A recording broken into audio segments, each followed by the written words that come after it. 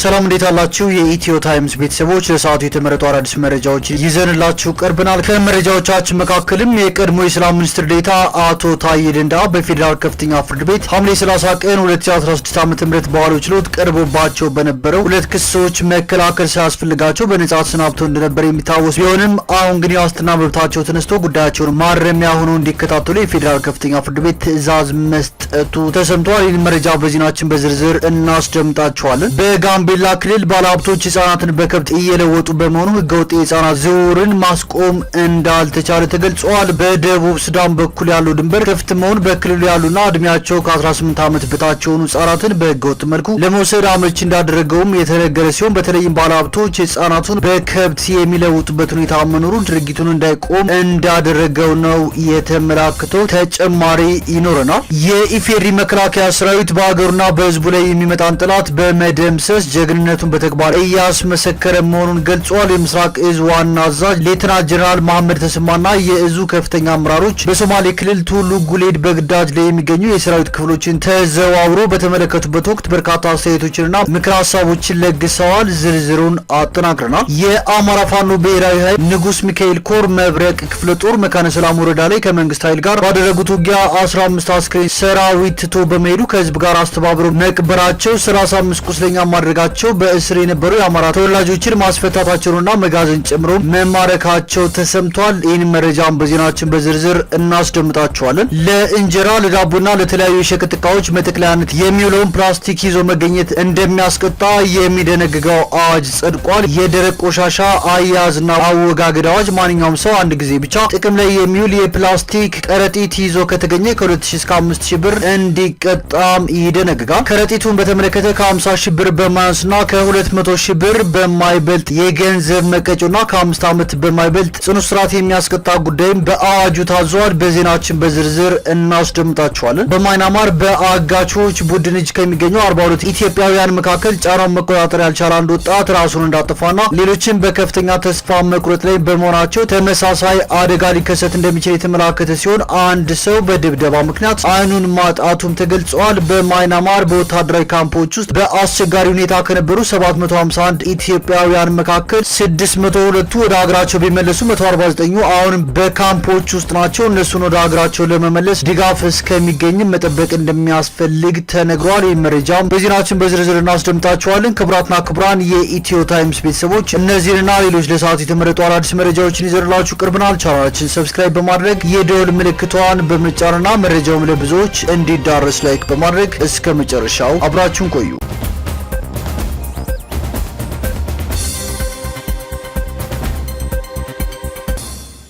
ኤርትራ ጦሯን ታስወጣ ተባለ።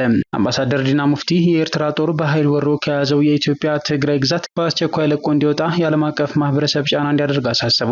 በህዝብ ተወካዮች ምክር ቤት የውጭ ግንኙነትና የሰላም ጉዳዮች ቋሚ ኮሚቴ አባል አምባሳደር ዲና ሙፍቲ ፕሬዚዳንት ኢሳያስ ኤርትራውያን ከነጻነት በኋላ ስላገኟቸው ለውጦች መጥቀስ ሞራል የላቸውም ብለዋል። ፕሬዚዳንቱ ዕለቱን በማይወክልና በማይመለከት የጎረቤት ሀገራት ውስጣዊ ጉዳይ እንዲሁም ጂኦፖለቲክስ በንግግራቸው ሲፈተፍቱ እንደነበር እንዲሁም ንግግራቸው በበቂ እውቀት ላይ የተመሰረተ እንዳልነበር አምባሳደር ዲና ሙፍቲ ትዝብታቸውን በጽሁፍ አስፍረዋል። ከ20 ደቂቃ በላይ በወሰደው ሙሉ ንግግራቸው ስለ ሀገር ኤርትራ 1/5 ያህል እንኳን ሳያካትቱ ጨርሰዋል ሲሉ የኢሳያስ አፈወርቂን ንግግር ተችተዋል። ኤርትራ ከኢትዮጵያ ሉዓላዊ ግዛት ውስጥ የሰፈረውን ጦሯን እንድታስወጣ ጫና እንዲደረግም ጠይቀዋል።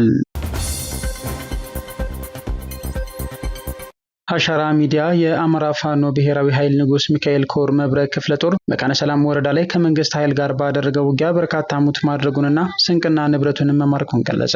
ንጉስ ሚካኤል ኮር መብረቅ ክፍለ ጦር የመከላከያ ሰራዊት መካነ ሰላም ወረዳ ላይ በበታ ግንባር እሁድ ገበያ ትምህርት ቤትና ውልጮ የተባለ ቦታ ላይ ከትሞ ባለበት ከጠዋት 3 ሰዓት ጀምሮ በርካታ ኃይሉን ሙት ማድረጉና ከብቶችን፣ ፍየሎችንና በጎችን እንዲሁም ጤፍና ሌሎች የምግብ እህሎችን መማረኩን ገልጿል።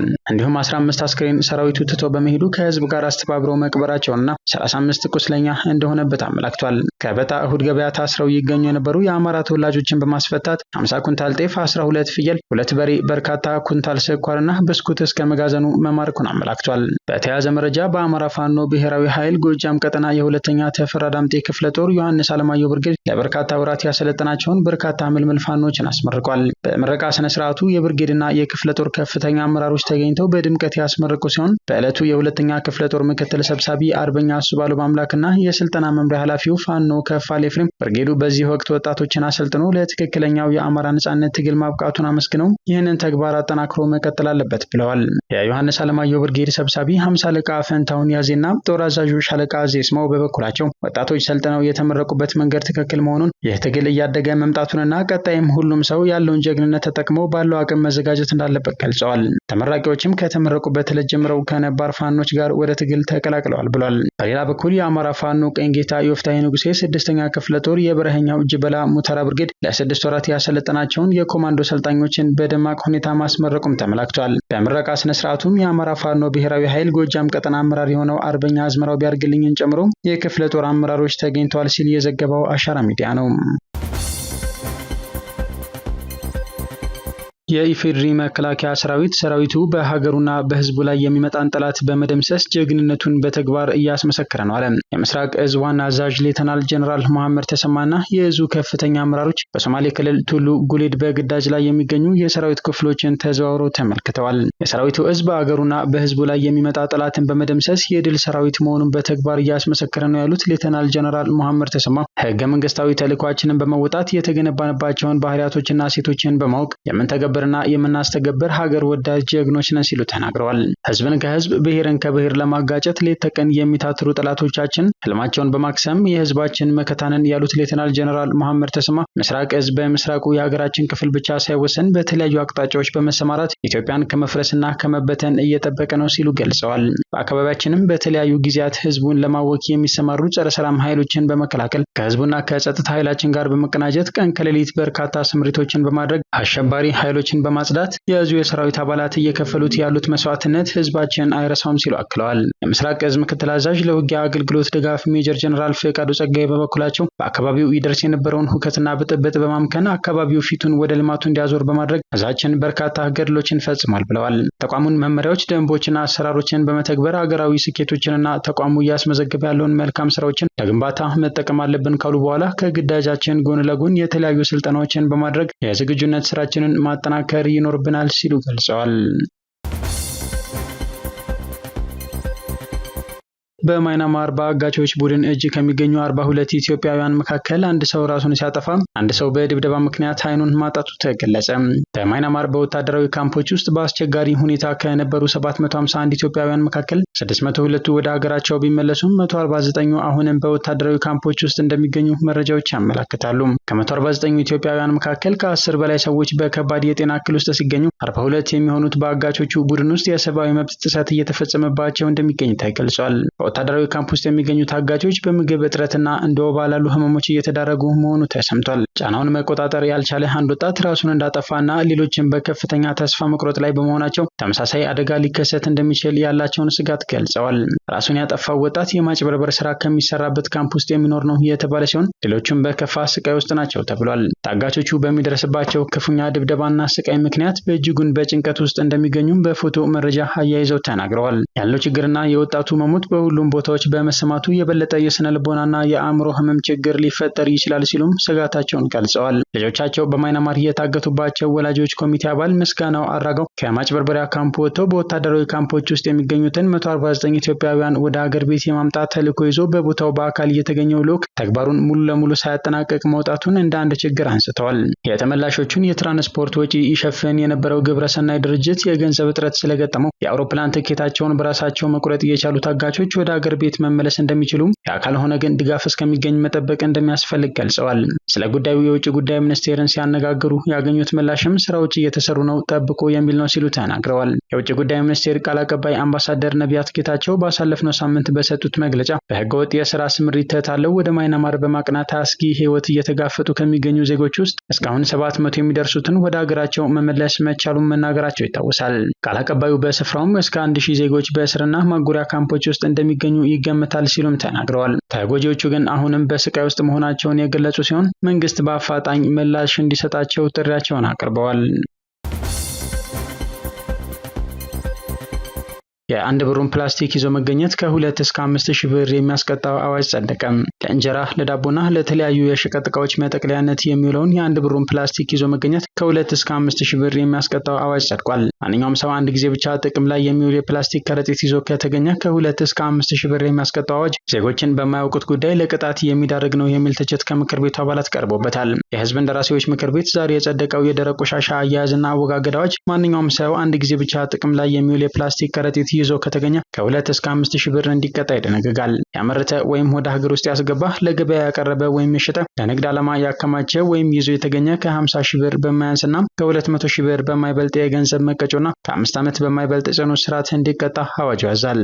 አዋጁ የፕላስቲክ ጫማዎችን፣ የውሃ ኮዳዎችንና ወፍራም የፕላስቲክ ውጤቶችን አይጨምርም የተባለ ሲሆን አዋጁ ማንኛውም ሰው ከመኖሪያ ቤቱ ድንበር አንስቶ ከ20 ሜትር በላይ አካባቢውን የማጽዳት ግዴታን እንደሚያስቀምጥና በነጋሪት ጋዜጣ ታትሞ ከሚወጣበት ጀምሮ በመላ ሀገሪቱ ተፈጻሚ እንደሚሆን ተመላክቷል። አቶ ታዬ ደንደአ ጉዳያቸውን ማረሚያ ቤት ወርደው እንዲከታተሉ ፍርድ ቤት ትዕዛዝ ሰጠ። የቀድሞ የሰላም ሚኒስትር ዴኤታ አቶ ታዬ ደንደአ የዋስትና መብታቸው ተነስቶ ጉዳያቸውን ማረሚያ ቤት ሆነው እንዲከታተሉ የፌዴራል ከፍተኛ ፍርድ ቤት ትዕዛዝ ሰጥቷል። አቃቤ ሕግ በታዬ ደንደአ ላይ ከዚህ ቀደም አቋርጦት የነበሩ 2 ክሶችን ዳግም አንቀሳቅሷል። ተከሳሹ በ1996 ዓ.ም የወጣውን የወንጀል ሕግ አንቀጽ 251 ህዝባር ሐመሮ ሐሰር የተመለከተውን ድንጋጌ በመተላለፍ ክስ ቀርቦባቸው እንደነበር ይታወሳል። አቶ ታዬ የሰላም ሚኒስትር ዴኤታ በነበሩበት ወቅት ሀገርን የመንግስትንና የህዝብን ደህንነት ማረጋገጥ ሲገባቸው ይህንን ወደ ጎን በመተው በ1996 ዓ.ም የወጣውን የኢፌዴሪ ወንጀል ህግ አንቀጽ 257 ንዑስ አንቀጽ ሰን በመተላለፍ ሲንቀሳቀሱ እንደነበር በክሱ ላይ ተመላክቷል። በዚህም በአሸባሪነት የተሰየመው ኦነግ ሸኔ በኦሮሚያ ክልል እንዲሁም የታጠቁ ጸረ ሰላም ኃይሎች በአማራ ክልል ከመንግስት ጋር ጦርነት ላይ ባሉበት ጊዜ የእነዚህን ጸረ ሰላም ኃይሎች ፕሮፓጋንዳ ተቀባይነት እንዲያገኝ በማሰብ በራሳቸው ስም በተከፈተ ማህበራዊ ሚዲያዎች የፕሮፓጋንዳ መልእክቶችን ያስተላልፉ በመሆኑ ክስ እንደቀረበባቸው ተገልጿል። በፌዴራል ከፍተኛ ፍርድ ቤት ሐምሌ 30 ቀን 2016 ዓ.ም በዋለው ችሎት ቀርቦባቸው በነበረው 2 ክሶች መከላከል ሳያስፈልጋቸው በነጻ ተሰናብተው እንደነበር ይታወሳል። ተከሳሹ ጉዳያቸውን በማረሚያ ቤት ሆነው እንዲከታተሉ ትዕዛዝ በመስጠት የመከላከያ ምስክርን ለመስማት ለሰኔ 30 ተለዋጭ ቀጠሮ መሰጠቱ ነው የተሰማው። በጋምቤላ ክልል ባለሀብቶች ህፃናትን በከብት እየለወጡ በመሆኑ ህገወጥ የህፃናት ዝውውርን ማስቆም እንዳልተቻለ ተገለጸ። በጋምቤላ ክልል በደቡብ ሱዳን ሞርሌ ብሔረሰብ ታፍነው ለባርነት የሚወሰዱ ህፃናት መኖራቸውን የክልሉ ፍትህ ቢሮ አስታውቋል። በቢሮው የህገወጥ ዝውውር ጽህፈት ቤት አስተባባሪ አቶ ኡተው ቹሩ እንደተናገሩት በዚህ መልኩ የሚወሰዱ ህፃናትን የማስመለስ ስራ ሲሰራ ቢቆይም ህገወጥ የህፃናት ዝውውርን ማስቀረት አልተቻለም ብለዋል። በደቡብ ሱዳን በኩል ያለው ድንበር ክፍት መሆን በክልሉ ያሉና እድሜያቸው ከ18 ዓመት በታች የሆኑ ህፃናትን በህገወጥ መልኩ ለመውሰድ አመቺ እንዳደረገው ገልጸው ባለሀብቶች ህፃናቱን በከብት የሚለውጡበት ሁኔታ መኖሩም ድርጊቱን እንዳይቆም አድርጎታል። አኛዋ ብሔረሰብ ዞንን ጨምሮ ከተለያዩ አካባቢዎች በደቡብ ሱዳን ሙርሌ ብሔረሰብ ህፃናቱ እንደሚወሰዱ ተናግረዋል። ከጉዳዩ ጋር በተያያዘ ከተወሰዱት ውስጥ በቅርቡ 3 ህፃናትን ማስመለስ መቻሉን የገለጹት አቶ ኡተው በህይወት መኖራቸው ያልተረጋገጡ 4 ህፃናት እንዳሉ ተናግረዋል። ቢሮው ችግሩን ለመፍታት ከዩኒሴፍ ባገኘው የገንዘብ ድጋፍ ህገወጥ የህፃናት ዝውውርና ጥቃትን ለመከላከል የሚያስችሉ ስራዎችን ሲሰራ ቢቆይም የበጀት እጥረት አሉታዊ ጫናን ፈጥሮበት እንደነበር አስታውሷል። ችግሩ በተለይም እንደ ዲማ ባሉ ወረዳዎች ላይ ጎልቶ እንዲታይ አስተባባሪው በመግለጽ የህፃናቱን ተጋላጭነት ለመቀነስ በደቡብ ሱዳን ድንበር አካባቢ በሚገባ ትኩረት ሰጥቶ መስራት ይገባል ሲሉ አሳስበዋል።